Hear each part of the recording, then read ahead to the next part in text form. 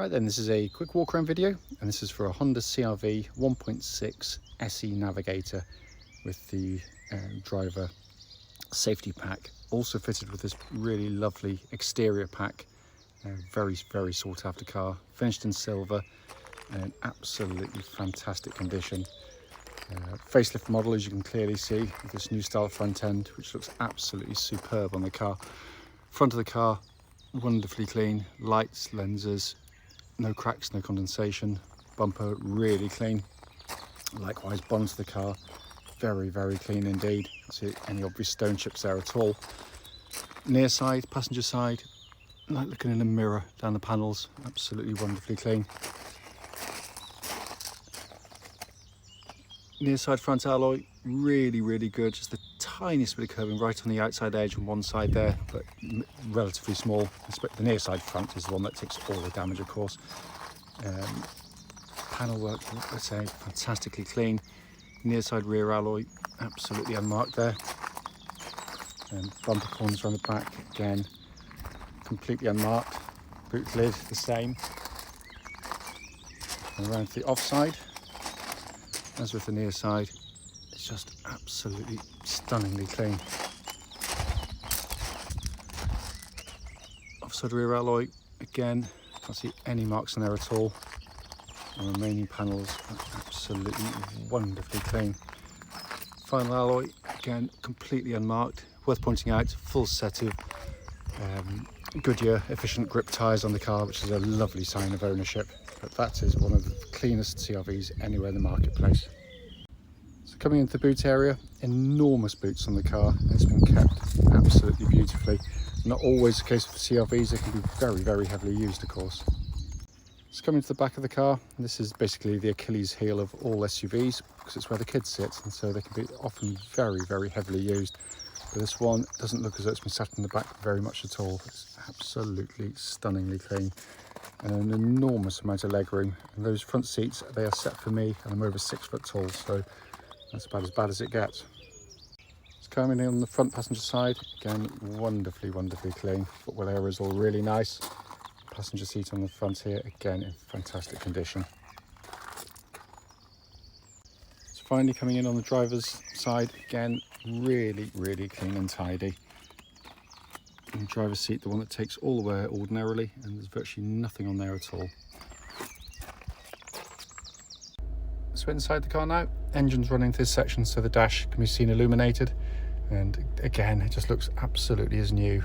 Sat nav, you can see they're working perfectly. Pop the car into reverse, that lovely clear gridded parking camera, all working exactly as it should, but it has been kept simply beautifully in here. Come across the main dash binnacle, and hopefully you can see in there 68,914 miles currently recorded on the car. But as is quite often the case, the video doesn't really do justice to this car at all. Finally, just to show you, owner's manual pack and lock and wheel nut key are both here and present with the car. Right then, this is a road test video, and this is for a Honda CR-V 1.6 SE Navigator with the driver assist safety pack, or however it's referred to these days. So a lovely spec car. This particular vehicle is registered AK16KVW, and mileage currently showing at 68,874. The reason we do these videos is essentially so that anyone's looking online at any of our cars in our adverts, they actually get to see the cars we're advertising in operation. The reason we do it is simple. It's because we know, unfortunately to our cost, it can be really frustrating to go and see a car which can look perfectly good and in photographs and in the description given, but only to get there and find out when you drive it it's got a fundamental issue that shows up. So that's why we do it. We also try and do it on part of the test drive route, which I'm doing today, that we take our customers on, so then it should be representative of what you'd feel yourself, say, should you be offered a test drive in the car. So coming to the car itself, engine starts absolutely instantly, of course, and settles to completely smooth, even idle, with no warning lights on the dashboard at all relating to the engine or any other part of the car. Temperature gauge running at a 3rd, which is exactly where it's meant to be on a Honda car, and it's been running for a couple of hours now because it's just been delivered to us, so all in fine order. The engines are superb diesel engines. It's quiet and refined on the road. It's really punchy, goes really well, so don't think because it's only a 1.6 hasn't got the guts to pull the car along. Quite the opposite. It's you know, it really does pick up very well indeed. Obviously the fuel economy is amazing on them. You know, it's easy to get very, very good economy figures out of the car, and that's not always the case. Sometimes cars, you know, they look very good headline figures for MPGs, and they can achieve it, but you've got to drive them so carefully, and you know, it takes all the pleasure away out of driving. These, so the economy comes very easily to them. Also, you know, reliability wise, you know, this engine in the trade and wider public has a reputation as being, you know, the most reliable diesel out there by quite a long way actually. Helped no doubt by the fact that it's got a timing chain instead of a timing belt, which I still don't like the idea of in terms of putting belts on cars, and obviously it means you don't have to change one. Engine then feeds through into the clutch and gearbox. Clutch on the car absolutely perfect, bite point exactly where it's meant to be, and pedal travel nice and smooth in actuation. Gearbox is simply sensational for this type of car. I mean, it would easily go into one of Honda's more sporty vehicles, and they work really hard on these Honda. The reason being that most gearboxes on cars front wheel drive or transverse engine, that's not going into a gearbox, it's going into a cable which goes to the gearbox, and that also means, unfortunately, that lots of cars are going to have really vague, lifeless gear changes, which can be really horrible to use.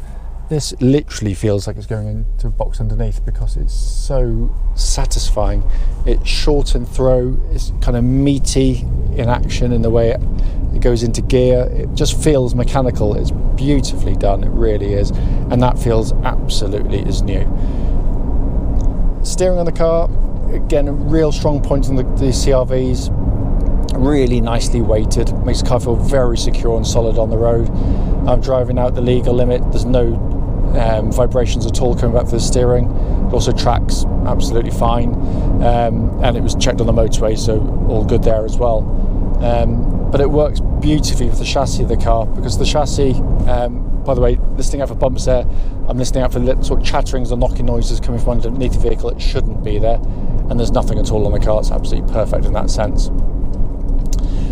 But yeah, the chassis is really, really good. It manages to blend the best of kind of both worlds, because the CRV is essentially for hauling, you know, families around and their luggage, and it does a brilliant job of it. It's very comfortable. It's got a beautifully judged ride. It's compliant. It's slightly nuggety in the way it feels. Deals with most imperfections very well indeed. But when you pick up the speed and kind of go through corners like the one up here, it literally flows absolutely beautifully, and you don't get that kind of lolloping about and heave-hoing that you get in so many of its competitors. Very, very well done. Brakes on the car, Michelin's directly behind me, and I give them a bit of a shove. Actually managed to get the hazard lights on, pressing them hard, and perfect. Lovely pedal, nice and solid, powerful, no pulsing, no vibrations, faultless in that sense.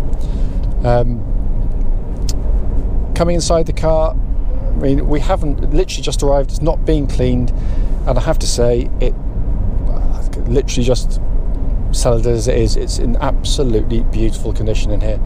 They are also sensationally built cars, no squeaks, no rattles, beautifully bolted together, absolutely wonderfully well made, and lovely places to sit because it gives you a really good view of the road.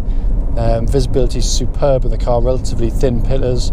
You've got these huge wing mirrors giving you a really good view back on the car. You just feel confident in the vehicle. That's what Honda again do very well indeed. Dashboard is very highly equipped, but very, very simple to operate actually. Obviously sat nav, you can see there, working exactly as it should. Just going to zip past a cyclist. And then further down from that, we've got the dual zone climate control system, offering you different temperatures side to side on the car, and that blows out lovely cold air, by the way. Switch gear is of the very highest quality. It's got that kind of lovely, kind of rubbery quality, kind of click action to it, which Honda do superbly well. Binnacle in front is just simplicity itself. Nicely laid out dials, very simple to take the information in, not kind of overdone, which I really like. And then the steering wheel, again, nice small diameter, leather bound, feels absolutely superb in hand, and feels like new to hold as well, by the way. I mean, it really is it's a wonderful example, this one. It really is a lovely car. As I said at the start of the video, as brief as it might be, it's literally just to show the car in operation, but to, obviously feedback on any issues there might be, of which there's nothing at all. We've been selling Hondas now for nearly 3 decades, and used to work at the main dealer, so we know these well, and I've owned loads of them, so if there's something amiss we would know. But this drives as tight as a drum. You'd never believe it's done the miles it's actually done. If you've got any questions though, do give us a call.